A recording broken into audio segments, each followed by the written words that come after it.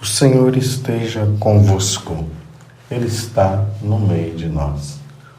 Proclamação do Evangelho de Jesus Cristo, segundo Mateus. Glória a vós, Senhor.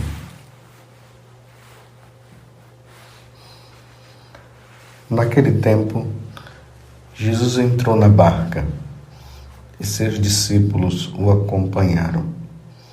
E eis que houve uma grande tempestade no mar, de modo que a barca estava sendo coberta pelas ondas. Jesus, porém, dormia. Os discípulos aproximaram-se e o acordaram, dizendo: Senhor, salva-nos, pois estamos perecendo.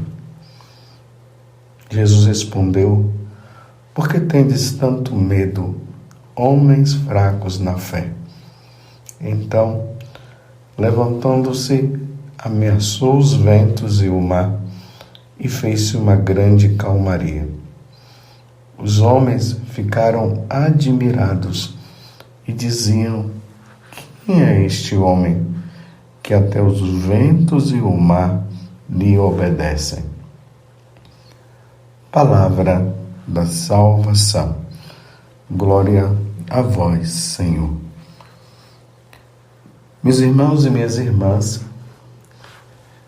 como eu tenho dito, nós saímos ali dessa passagem no Evangelho, dentro da liturgia, do chamado Sermão da Montanha, capítulo 5, 6 e 7 do Evangelho de São Mateus, onde Jesus estava orientando tanto os discípulos como aquela multidão ali presente a respeito do caminho de santidade, de como nós devemos ser santos.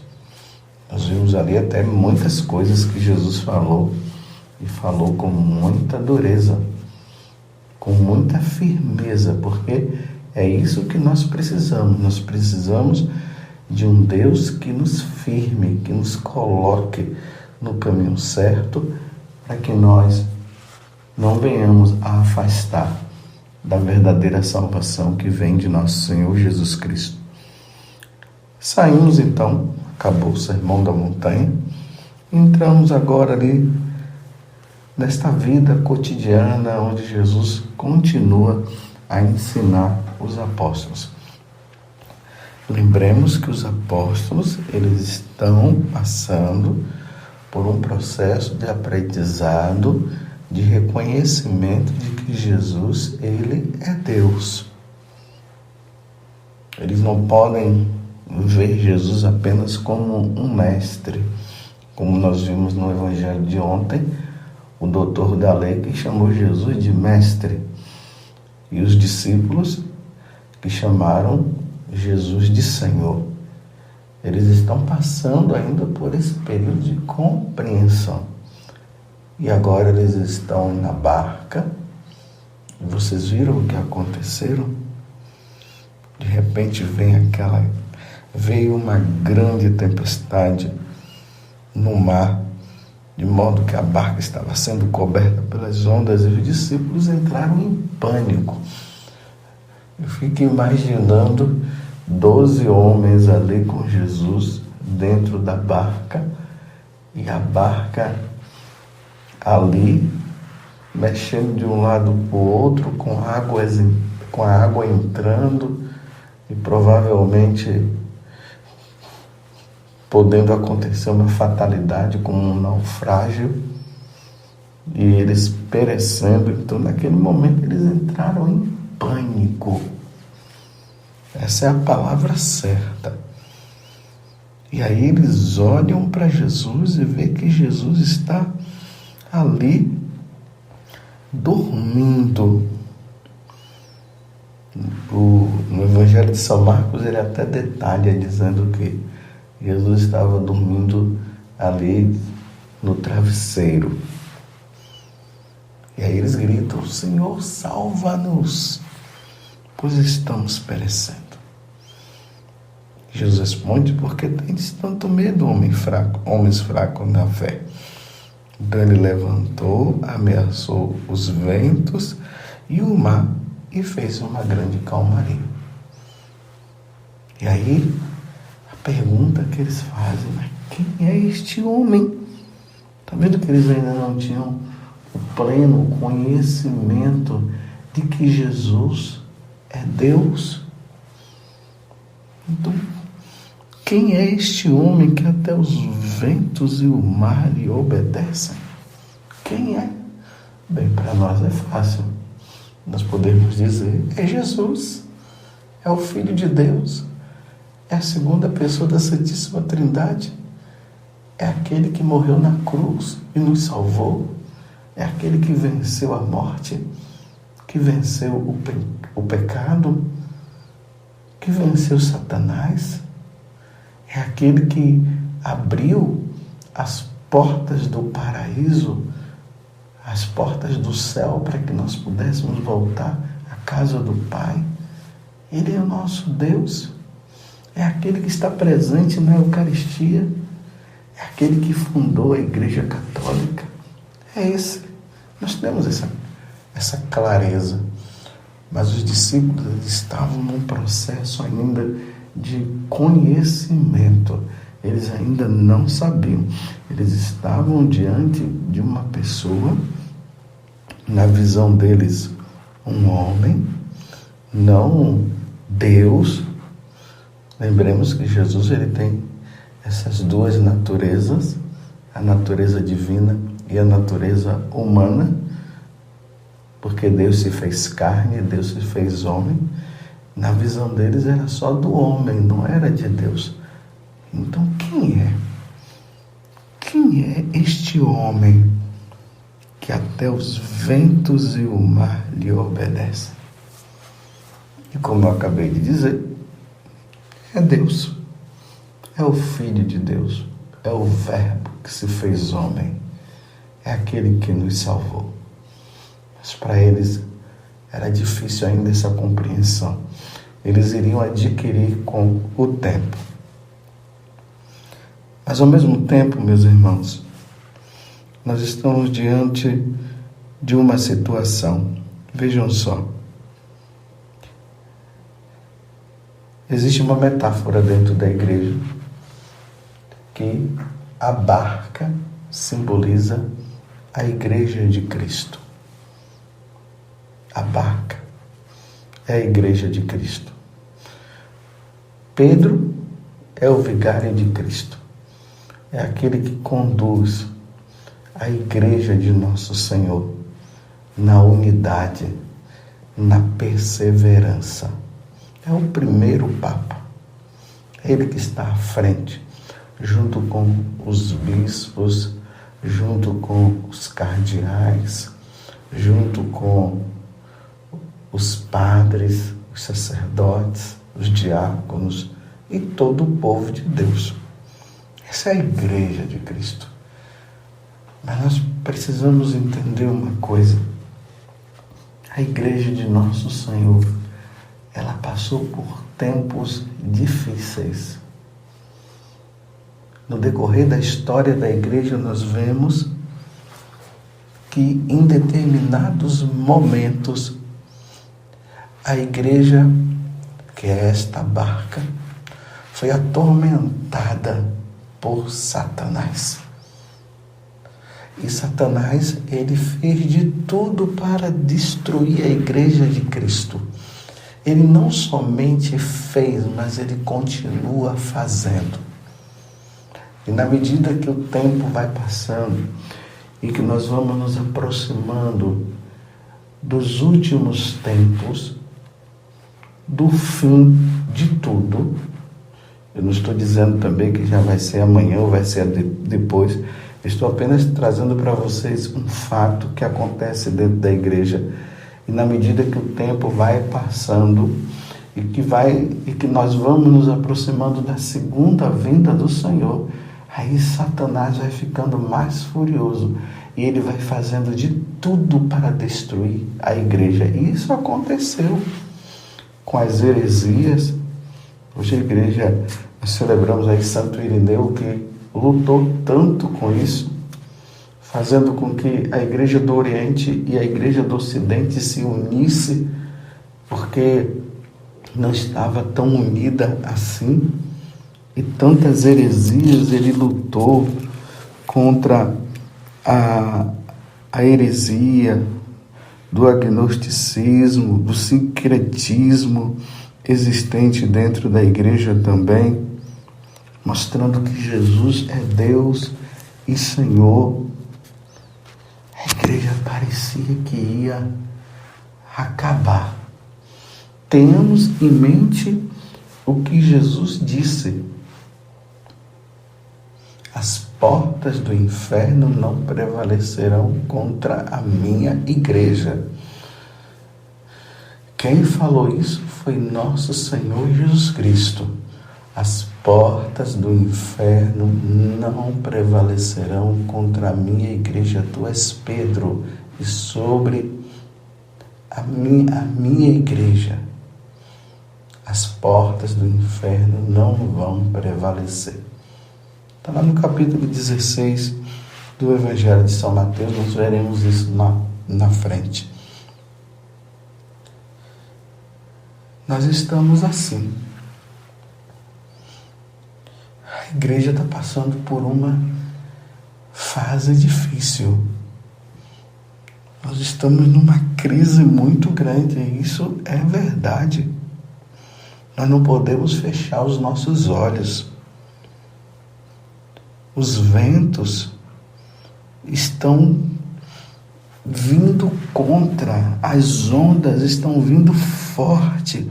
Aqui, mais uma vez eu digo, se expressa a fúria de Satanás contra os cristãos, contra a igreja. E parece que tudo vai perecer, parece que as águas, essa tempestade furiosa vai destruir. Mas ouçam bem o que eu estou dizendo para vocês. Parece. Quem é Satanás para brigar com Deus? Quem é Satanás? Simplesmente Satanás. É o que eu posso dizer. Quem é o diabo? Simplesmente divisor. Aquele que divide. Satanás é o adversário. É simplesmente o adversário. Adversário de quem? De Deus. Ele se colocou nessa posição. E ele quer fazer de tudo para levar os filhos de Deus à perdição. Mas, meus irmãos, eu quero dizer para vocês que ele não vai conseguir destruir a igreja? Jamais. Ele não destruirá a igreja de nosso Senhor Jesus Cristo. Mas uma coisa é verdade, meus irmãos. Assim como Lúcifer, que é o diabo, ele conseguiu levar uma terça parte quando ele estava no céu, quando ele se rebelou contra Deus. E ele conseguiu levar uma terça parte, isso está lá no livro do Apocalipse, a se rebelar contra Deus. Ele também fará com que muitos católicos abandonem a igreja e se revoltem contra Deus. Essa é uma grande verdade. Isso ele já fez, ele está fazendo e fará. Enquanto Jesus não vier, isso acontecerá. Mas ele não será o vencedor, porque ele já foi derrotado na cruz. E diante dessa situação, nós nos deparamos, nós ficamos assim, meu Deus, até quando? Quando a igreja era perseguida no tempo ali de São João, quando ele estava na ilha de Patmos, as pessoas, os cristãos diziam para João, até quando? Até quando? Até quando os imperadores vão continuar perseguindo-nos? Até quando, meus irmãos, isso cabe a Deus? Não tem como nós diante disso saber. É um mistério. Deus permite que sejamos provados. A igreja está sendo provada de novo. Parece que Deus está dormindo, né? Não. Deus não está dormindo, meus irmãos.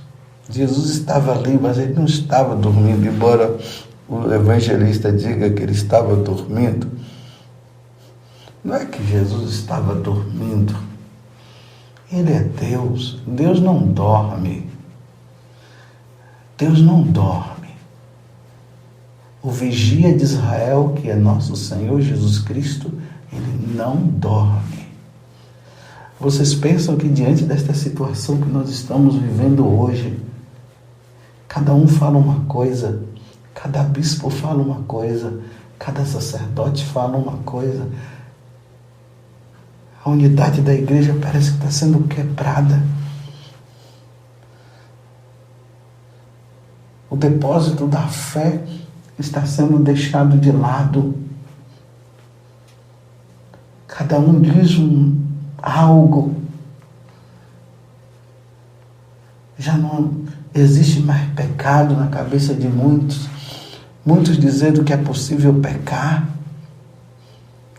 Liberação disso e daquilo. Questionamento dos dogmas da igreja. A liturgia sendo profanada. A santa liturgia sendo profanada de várias formas. E eu aqui só estou relatando o que nós vemos, está aí no dia a dia. Uma mistura dentro da liturgia da igreja. Como Santo Irineu, que lutou muito contra esse sincretismo, essa junção de querer unir todas as religiões. Não, as religiões, elas precisam conhecer a face de Cristo, precisam conhecer Jesus Cristo como Senhor e largar a sua religião e voltar para a verdadeira religião, aonde Cristo é o centro, o pantocrato, o Senhor, o dominador, o Rei dos reis, o Senhor dos senhores. Não fazer com que todas as religiões estão certas, todas as religiões estão corretas, que todas as religiões levam ao céu. Não. Não foi isso que nosso Senhor nos ensinou. A verdadeira igreja de Cristo é a católica. E todos precisam voltar. Mas parece que Deus está dormindo, porque essa mistura. E os cristãos estão ali, aqueles que estão querendo viver a fidelidade a Deus, estão ali com medo. E estão dizendo o que será da igreja católica. Saibam de uma coisa, meus irmãos. As portas do inferno não vão prevalecer.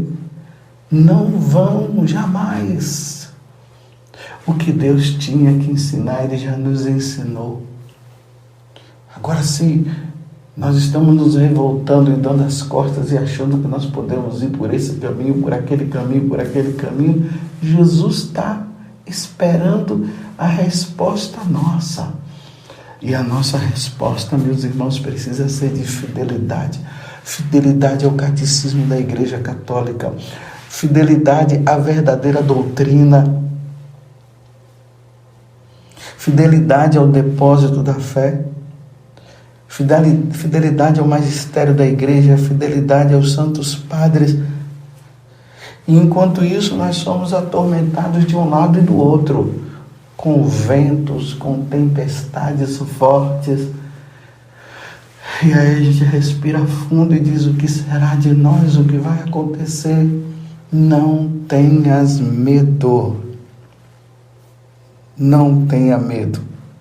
Por que tens tanto medo? homens fracos na fé, é o que Jesus está falando. Então Jesus levanta, ameaça os ventos e o mar, e ali fez uma grande calmaria. O tempo da calmaria chegará, meus irmãos, mas a sua resposta e a minha deve ser de fidelidade. Às vezes o que eu observo é que há uma perseguição, tanto interna como externa, àquelas pessoas que estão querendo viver a fidelidade. A fidelidade ao magistério, a fidelidade ao evangelho, a fidelidade ao ensinamento. Aqueles que estão querendo ser fiéis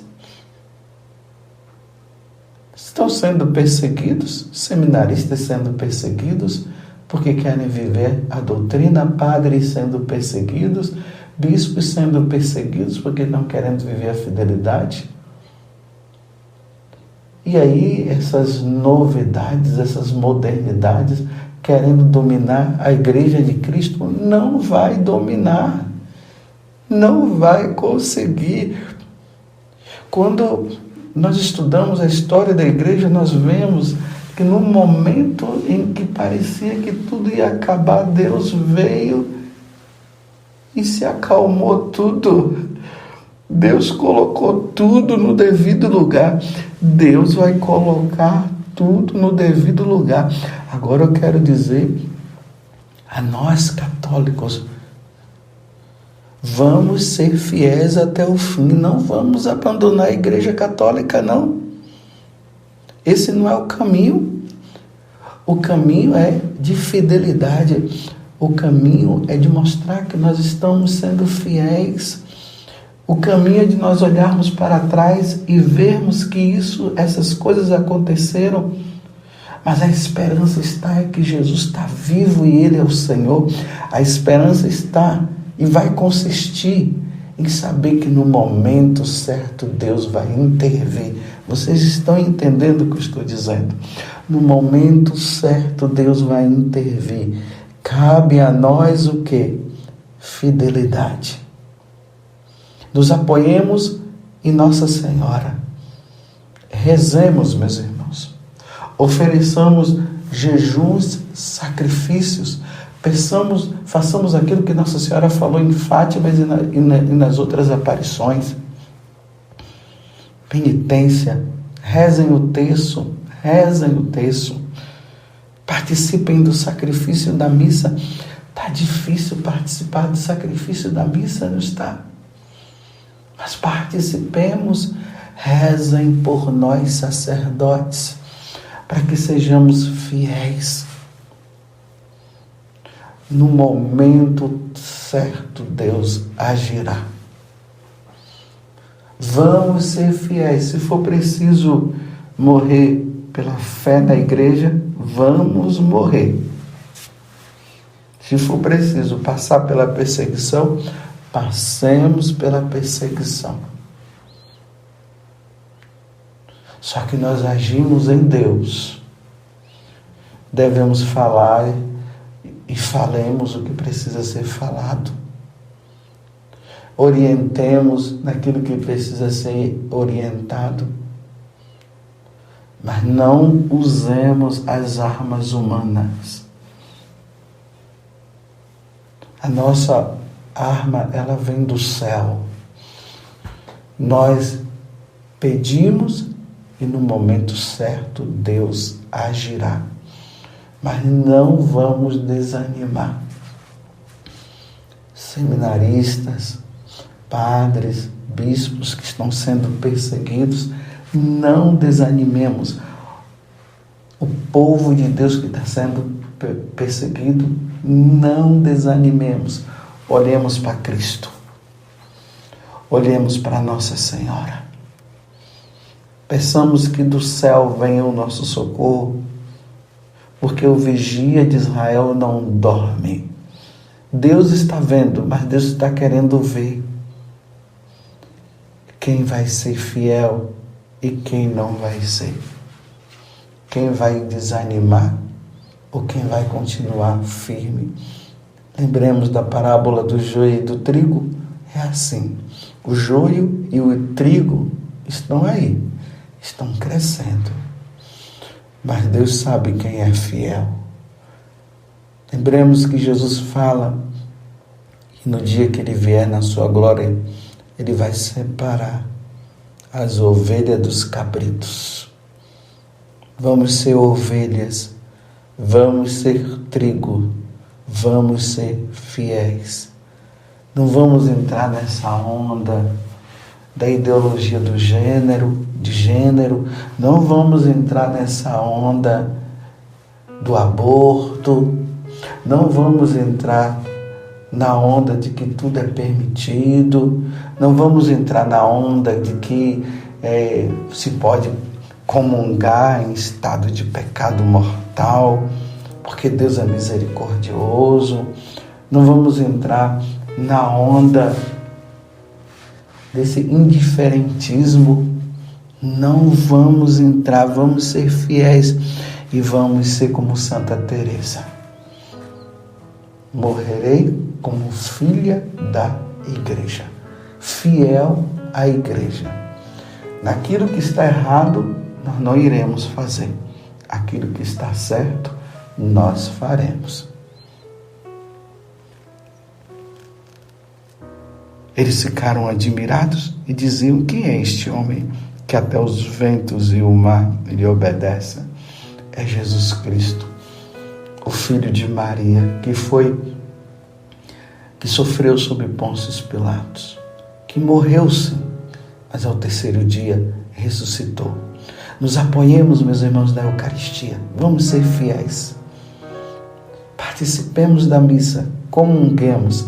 No sacrifício do Senhor, ofereçamos à igreja que passa por tempos difíceis, mas tudo irá se acalmar. Louvado seja nosso Senhor Jesus Cristo, para sempre seja louvado, e a nossa Mãe, Maria Santíssima.